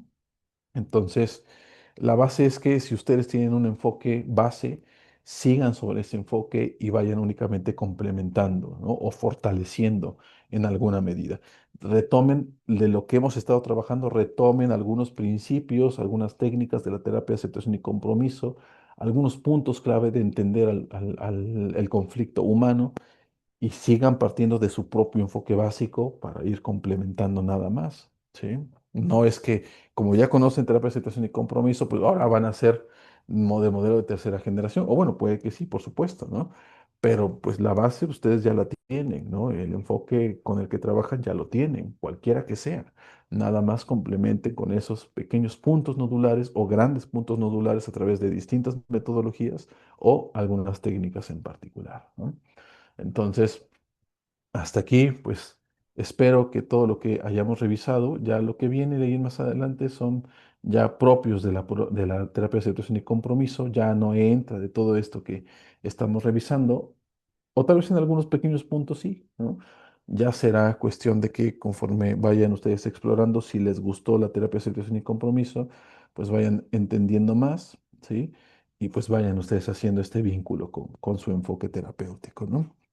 Pero mientras tanto, hasta este punto vamos a dejar esta sesión en la cual trabajamos principalmente los enfoques, los procesos psicopatológicos que nos explica la terapia de aceptación y compromiso y de la cual se generaron las técnicas hipnóticas que estuvimos revisando, ¿no? Entonces, hasta aquí voy a detener esta grabación ya nada más para comentarios finales.